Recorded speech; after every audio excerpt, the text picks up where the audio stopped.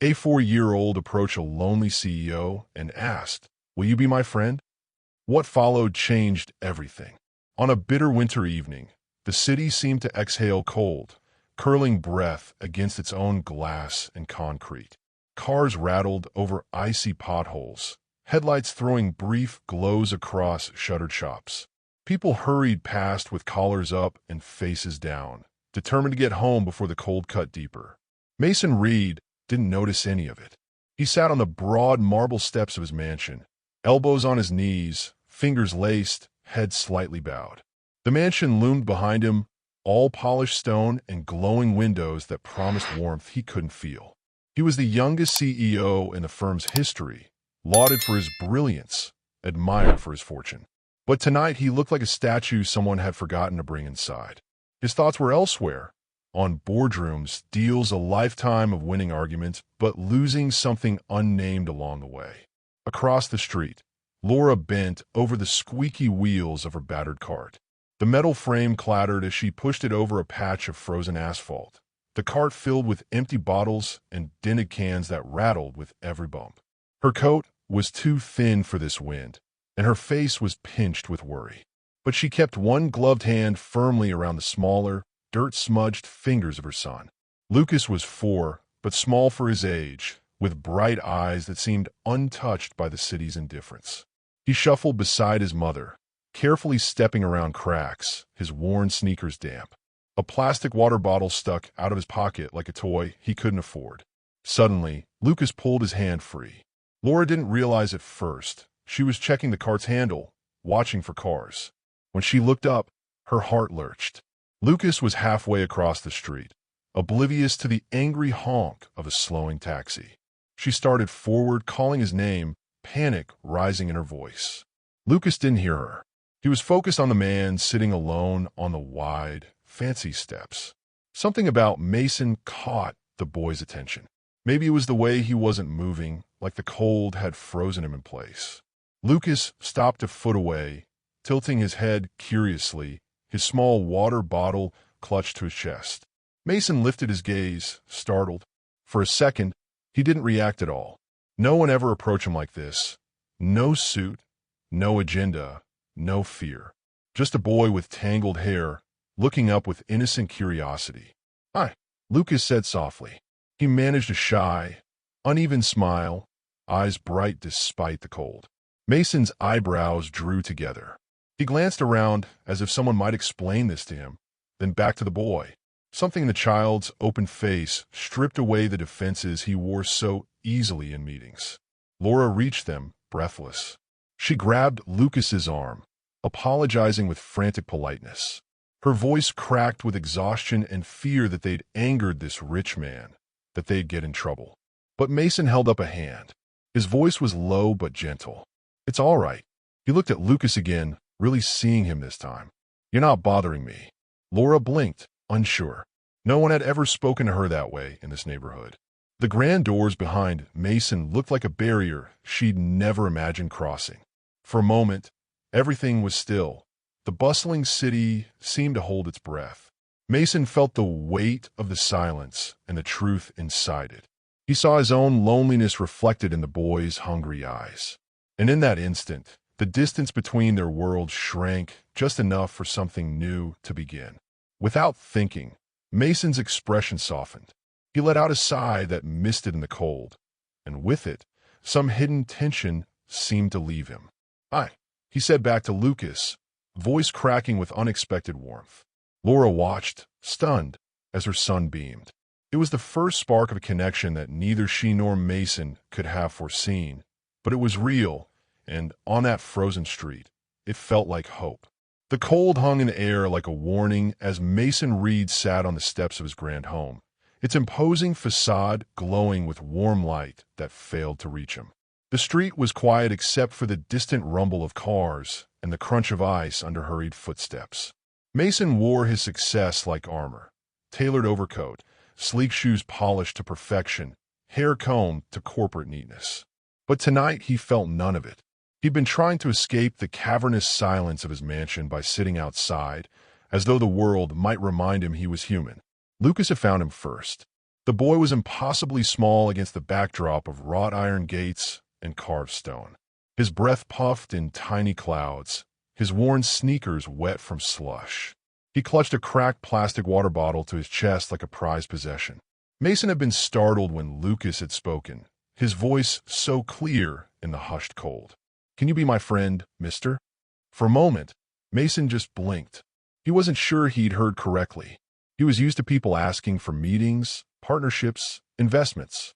Never friendship, never from a child, and certainly not from one standing there with mismatched gloves and hair sticking out in every direction.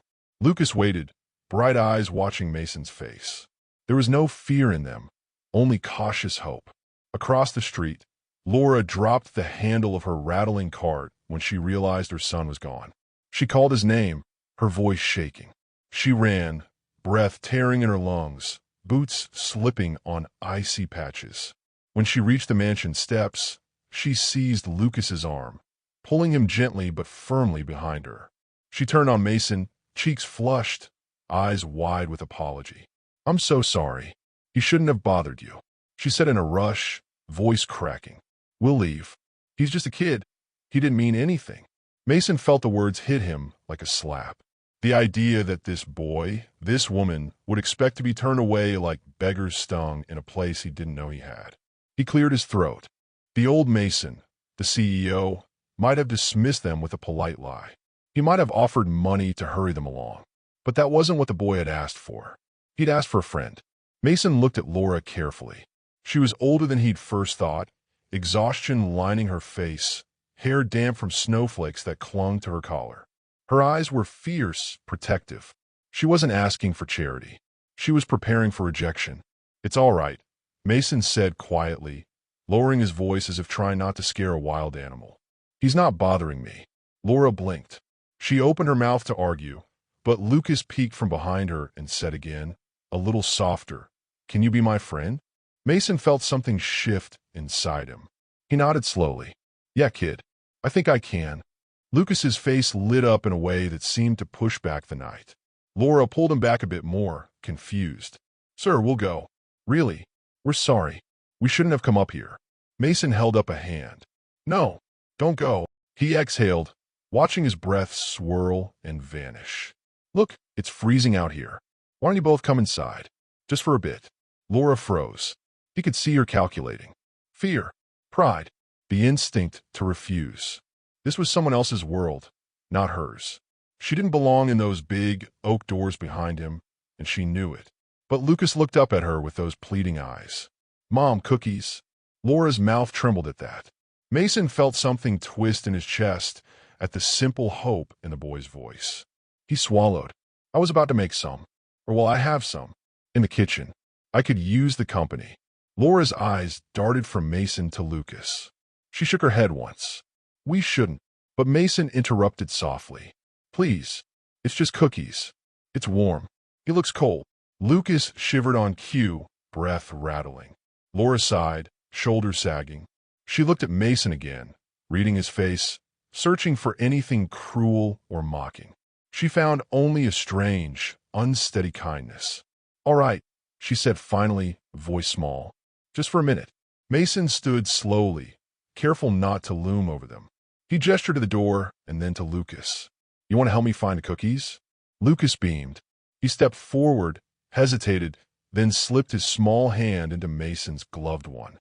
Mason felt the boy's cold fingers even through the leather, and his heart did something strange, tightened and eased at the same time. Laura hovered close, pushing the battered cart to one side. Mason turned to her gently. "You can leave it here. It'll be safe."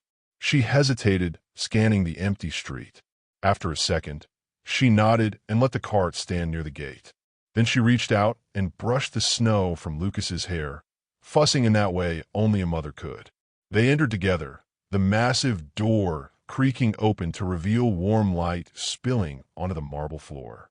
Lucas's eyes went round at the chandelier overhead. Laura shrank back slightly, her boots leaving wet prints on the pristine floor. Mason didn't mind. He closed the door carefully behind them, shutting out the wind, the city noise, the whole outside world. He led them through the foyer. Lucas tugged at his hand, pointing at the tall vases and paintings.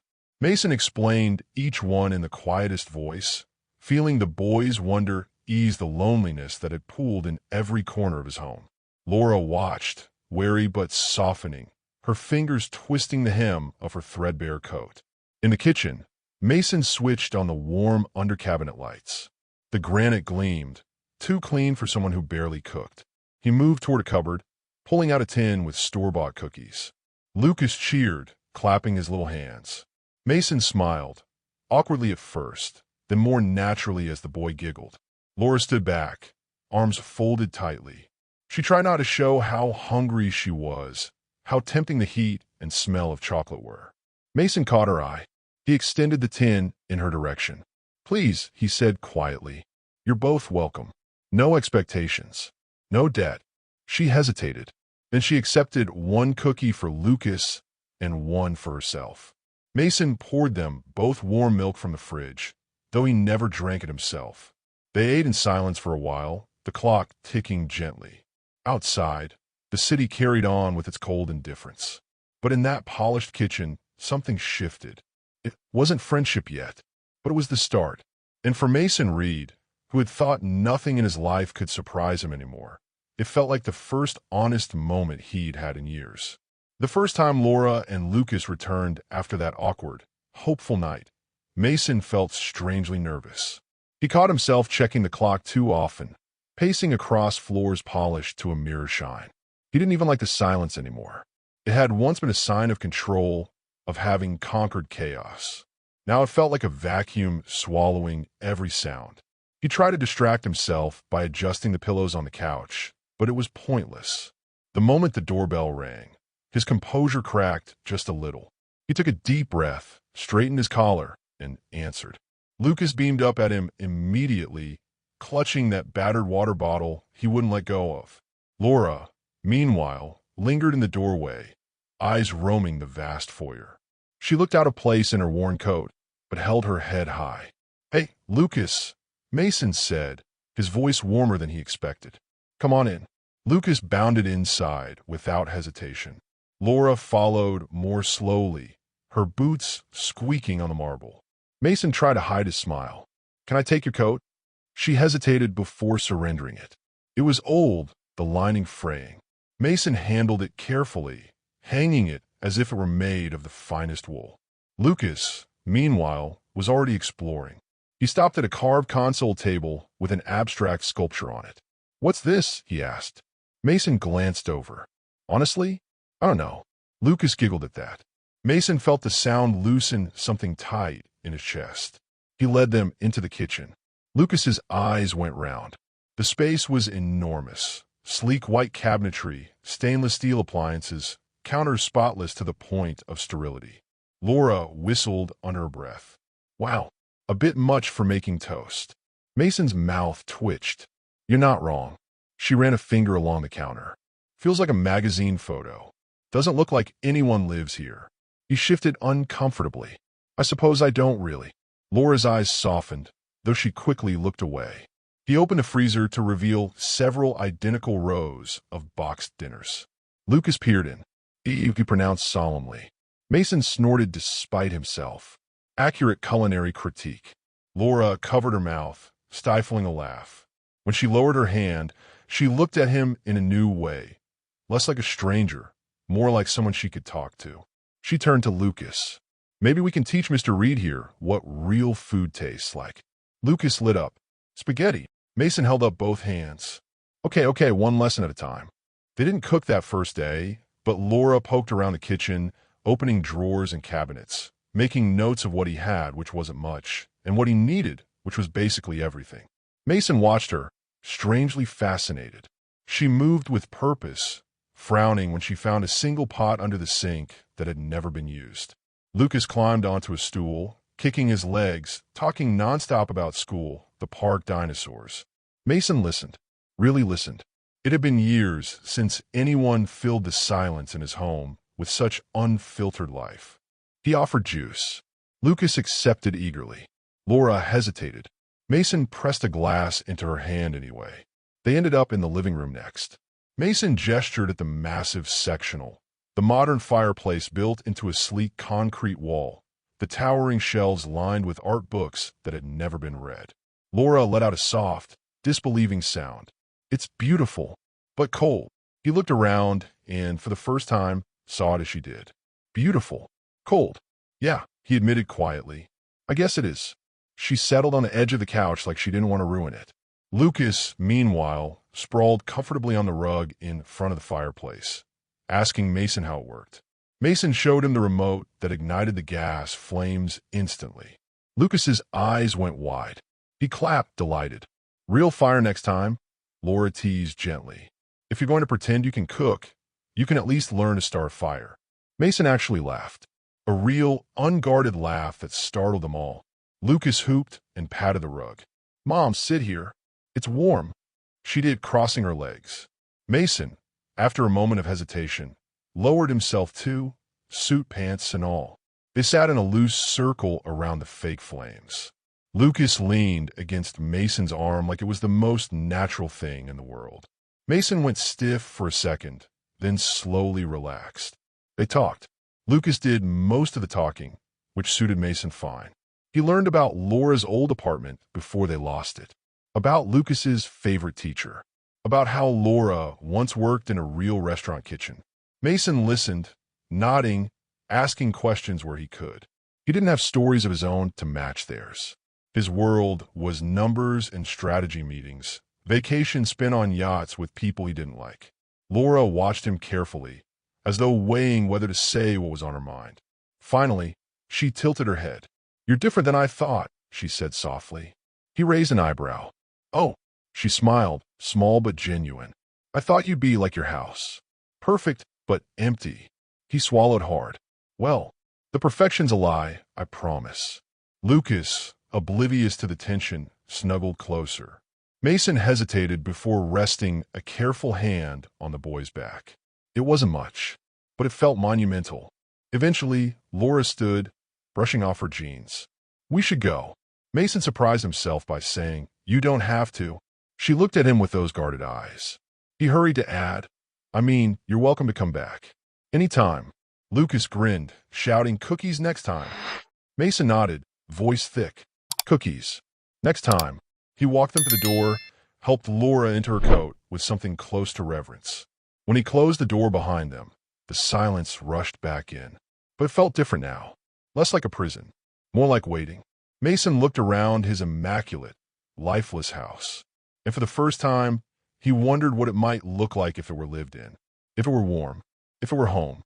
The living room was quiet except for the steady tick of a grandfather clock in the corner. A low lamp cast warm pools of light onto plush carpets and leather chairs. Outside, winter winds rattled bare branches against the tall windows, but inside it was still, almost reverent. Mason sat forward in his chair, elbows resting on his knees. He held his coffee mug with both hands, not because he needed the heat, but because he needed something to do. Across from him, Laura sank carefully onto the edge of the sofa. She looked uncomfortable in a room that could have been lifted from an interior design magazine. Marble fireplace, modern art, books arranged with deliberate casualness. Lucas had long since fallen asleep in the guest room. Mason insisted on preparing for him, exhausted from hours of play and the indulgence of real, hot food. It was the first time Mason could remember a child's laughter echoing off his walls. The sound still lingered in the quiet, a ghost of something warm. He cleared his throat. "Thank you for coming back tonight."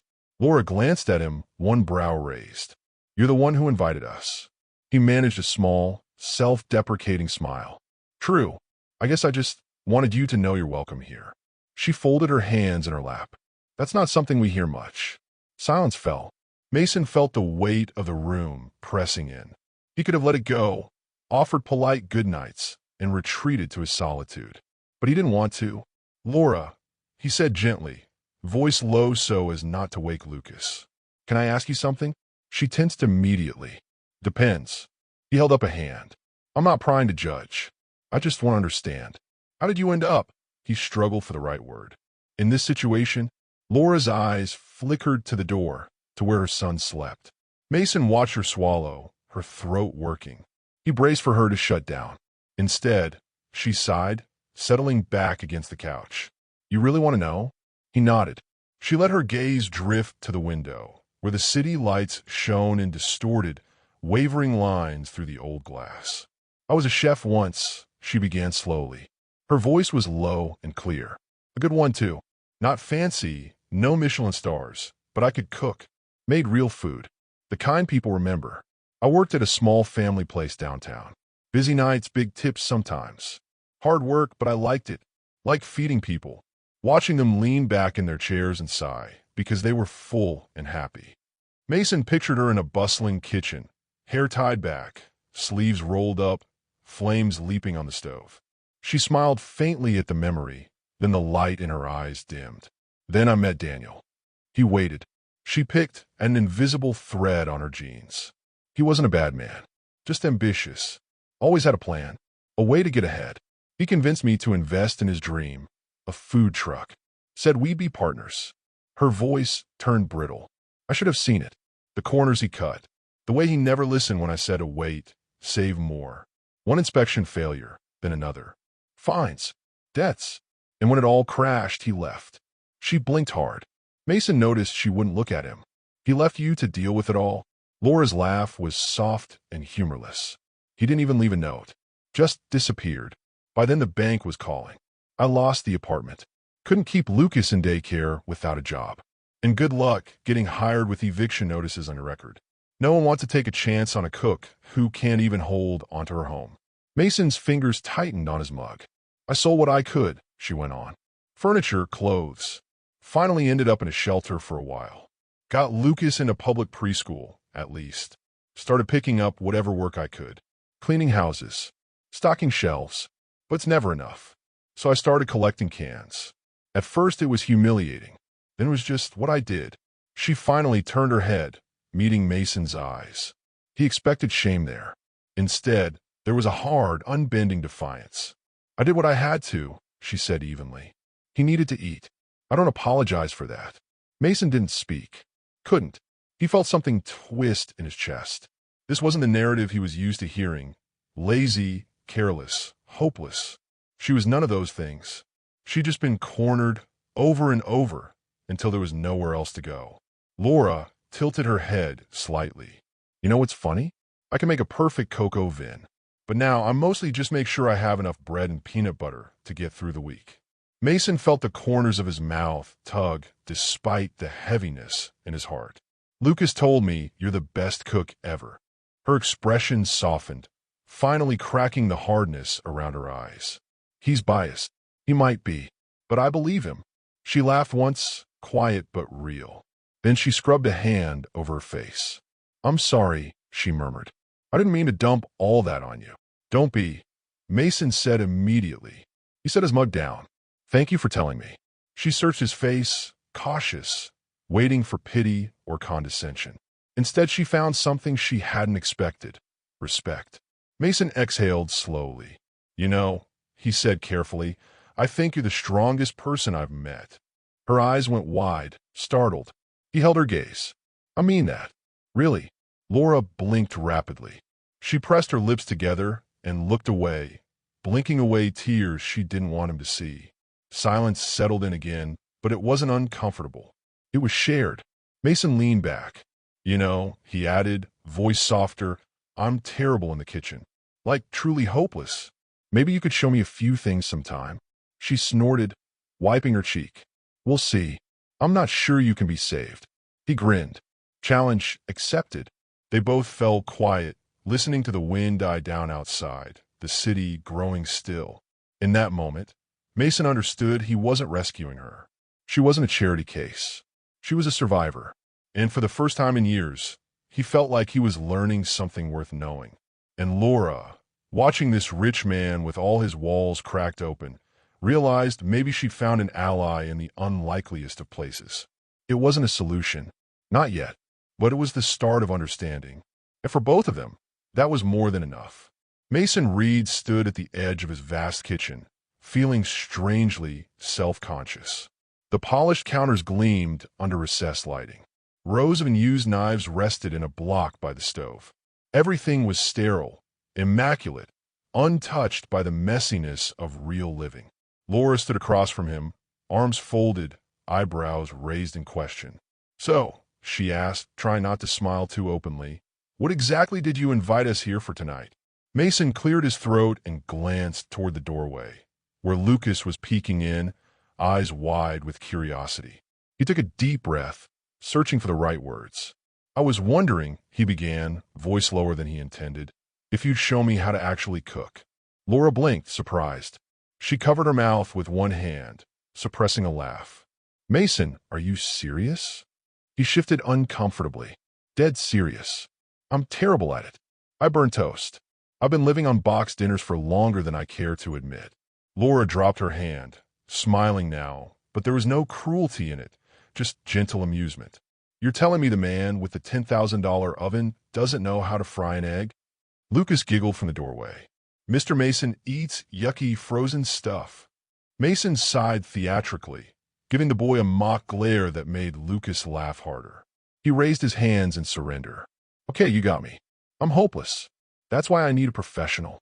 Laura shook her head, her smile warming the room. "All right then, let's see what we're working with." She strode to the fridge and threw it open. Mason cringed. Rows of neat, identical frozen meals sat in perfect alignment like soldiers. Laura let out a single, pitying whistle. "Oh, this is worse than I thought." Lucas ran in, almost slipping on the floor, and clung to Mason's leg. "We're going to help you, okay?"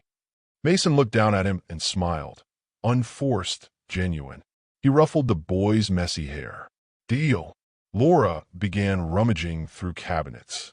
She found a pan still wrapped in its manufacturer's sticker. She held it up with one eyebrow raised. "Brand new. Figures." Mason took it from her, sheepish. "I bought it years ago. Never used it." She smirked. "Well, congratulations. Today's its grand debut." Lucas climbed onto a high stool at the island counter, bouncing with excitement. "Can I help too?" Laura patted his head. "Of course, Chef Lucas. You're my sous chef." She sent Mason to wash vegetables while she cleaned the counter with brisk efficiency. It felt like she'd been there for years, the way she claimed the space without fear. Mason watched her with a mix of admiration and envy. They began chopping together. Laura showed him how to hold a knife properly, correcting his clumsy grip with a gentle touch that made him flush slightly. "Relax," she said quietly. "It's just cooking, not surgery." Lucas shouted, "Careful, Mr. Mason," as a piece of carrot skidded off the counter. Mason shot him a wounded look. "Not helping, kid." Lucas laughed, so hard he nearly fell off the stool. They moved on to onions. Mason winced as he sliced. His eyes watered embarrassingly. Laura handed him a damp paper towel. "Put this near the cutting board," she instructed. "Old trick." He blinked at her. "You're a genius." "Obviously." He chuckled. It felt easy. As the pot simmered on the stove, the air filled with scents Mason hadn't realized he'd missed. Garlic sizzling in oil, fresh herbs releasing their sharp fragrance, the slow transformation of raw ingredients into something warm and inviting. Lucas clapped his hands in glee at every step. When Mason managed to flip something in the pan without disaster, the boy hooped like he'd seen fireworks. Laura added spices with practiced grace, explaining each one like a storyteller. Mason listened, genuinely interested. He asked questions, stupid ones he'd never dared before. She never laughed at them. She just answered. "Why thyme instead of rosemary?" "Rosemary stronger. Can overpower it. Thyme is subtle. Think of it like a promise instead of shout." He watched her, quietly impressed. Lucas tried, sprinkling salt, and dumped half the container in. Mason caught it just in time. Laura shooed them both away for a second to fix it, muttering about professional sabotage. They sat at the kitchen island while things cooked. Lucas swung his legs, humming, telling Mason about school projects, dinosaurs, and the superhero he wanted to be. Mason listened with a smile that felt unfamiliar on his face, but right in his heart. Laura watched them, her expression soft. When the meal was ready, Mason insisted on setting the table himself. He even found candles in a drawer and lit them, making Lucas shriek with delight at the fancy dinner. They ate together like a family, though no one said the word. Mason took his first bite and froze. "This is amazing," he said around the food. Laura tilted her head, amused. "Real food? Imagine that." Lucas smeared sauce on his cheek, and Mason wiped it away without thinking. Laura caught the moment, a flicker of surprise, and something like hope in her eyes. The meal stretched on with laughter and stories. Mason talked about his school days, fumbling to make them sound interesting. Laura shared stories from kitchens she'd worked in, harried line cooks, and grumpy head chefs. It felt like life. When they were done, Mason insisted on doing the dishes. Laura tried to argue, but he waved her off, rolling up his sleeves. Lucas perched on the counter, supervising, telling Mason when he'd missed a spot. Water splashed everywhere. Mason cursed as a soapy plate slipped, making Laura double over in laughter. They cleaned up eventually, though the floor was a mess. When it was time to go, Mason walked them to the door. Lucas hugged his leg hard, promising to come back soon to teach him more. Laura paused on the threshold. She looked around the room, no longer cold, no longer lifeless. "Thank you," she said quietly. He met her eyes, understanding the weight of those words. "No," he replied softly. "Thank you for this." They left into the night, Lucas chattering happily. Mason stood watching long after they were gone. He looked back at the kitchen, at the mess they'd made, the lingering smell of real food, the memory of laughter echoing off the walls. For the first time in years, it felt like a home. And for Mason, that was the beginning of something he hadn't dared hope for, a real life shared with others. A new beginning. The doorbell chimed in the quiet hush of early evening, its sound cutting through Mason's restless pacing in the living room. He paused, tugging at his sleeves, checking his reflection in the hallway mirror. He wanted everything to be perfect. Laura noticed his unease and offered a gentle, knowing smile. She straightened Lucas's collar, whispering for him to be on his best behavior. The boy nodded solemnly, clutching a small toy car in one hand. When Mason opened the door, Evelyn stood framed by the soft glow of the porch light. She wore a tailored coat, hair swept up with practiced precision. Her sharp gaze swept over Mason first, assessing, searching, before drifting to Laura and Lucas hovering behind him. "Mason," she said evenly, leaning in to kiss his cheek. "Mother, I'm glad you came." She gave a slight nod. Her eyes flicked back to Laura, who offered a polite greeting that Evelyn returned with measured politeness. Inside, the house felt warm but tense. Mason led them to the dining room where candles flickered and dishes Laura had helped prepare steamed invitingly. Evelyn sat straight-backed, napkin folded precisely in her lap, surveying the table with the faintest arch of an eyebrow. Laura took a careful seat opposite her. She kept her voice even, hands folded, but Mason could see the tightness in her shoulders. Lucas sat next to Mason, legs swinging under the chair, his big eyes darting between the adults. Dinner began with stilted conversation. Evelyn asked Laura about her background in a tone that could have been mistaken for genuine interest, if not for its chill. Laura answered simply, leaving nothing to embellishment. She didn't apologize for her struggles. Lucas broke the tension when he blurted out that Mr. Mason had burned the garlic last time he cooked. Mason turned red. Laura laughed softly, and even Evelyn's mouth twitched at the corner, though she quickly hid it behind her glass. Gradually, the edges softened. Mason recounted Lucas's efforts at setting the table. Crooked forks, upside-down spoons, which made Lucas squeal with embarrassed delight. Laura told a brief, funny story about trying to teach Mason the difference between salt and sugar. Evelyn listened, her gaze moving from Mason's relaxed posture to Laura's small, unforced smiles. She noticed how Lucas leaned comfortably against Mason's arm, as if he belonged there. By dessert, the conversation flowed more naturally. Evelyn asked about the recipe, and Laura described it with quiet pride. Lucas offered her a cookie with sticky fingers. She accepted it with a small, surprised thank you. When dinner ended, Mason walked his mother to the door. Laura stayed back, gathering plates. Lucas dozed on the couch. Outside, Evelyn paused on the porch, pulling on her gloves with slow deliberation. "Mason," she said quietly. He waited, nervous. She studied his face in the dim light. I haven't seen you smile like this in years. He swallowed. It's different having them here. Her expression softened, lines around her eyes easing. I can see that. She glanced back through the window at Laura, who was drying dishes carefully, brow furrowed in focus. She's good for you, Evelyn said finally. Thank her for me. Mason felt something in his chest loosen. He nodded, voice low. I will. Evelyn touched his arm lightly, an unspoken truce. Then she descended the steps, disappearing into the quiet street. Mason lingered at the door, watching her go. When he turned back, the house seemed brighter, the walls echoing with voices that weren't afraid. He exhaled, closing the door softly behind him, ready to step into the warmth waiting inside.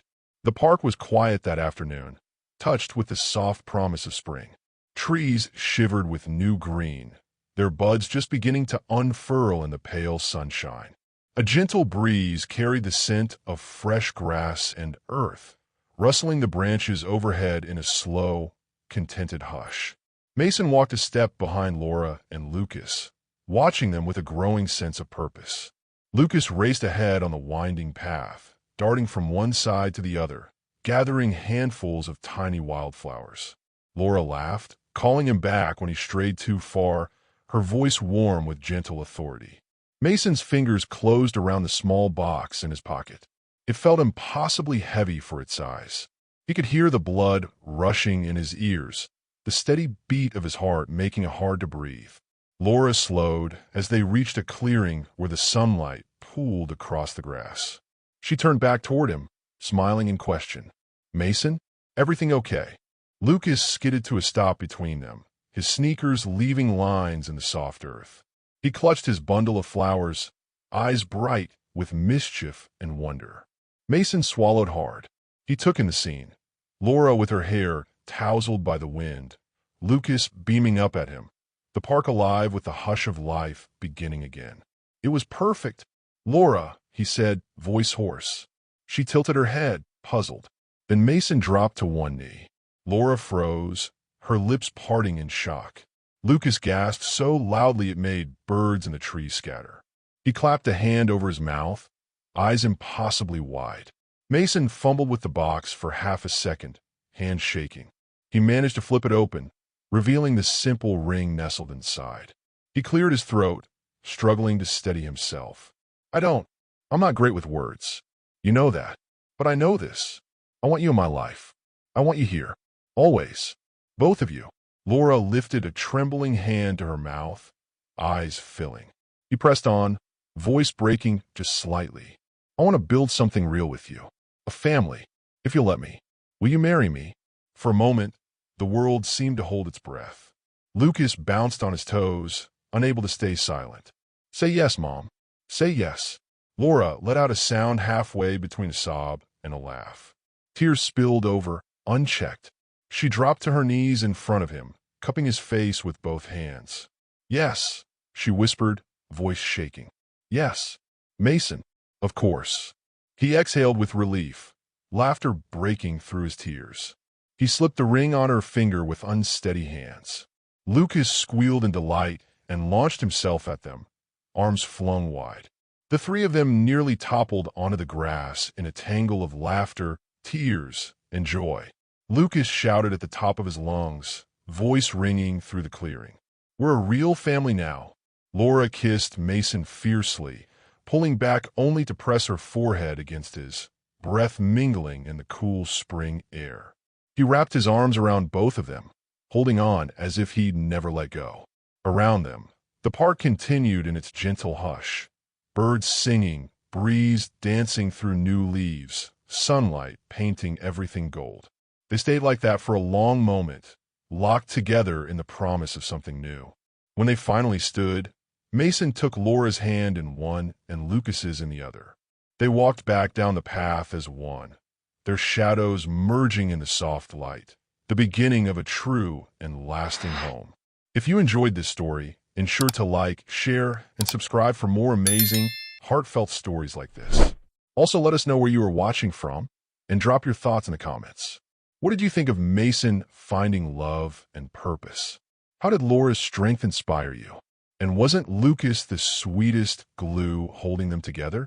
Tell us your favorite moment. And join our growing community that loves stories about hope, second chances, and family. Don't miss out on future episodes that celebrate the power of connection and new beginnings.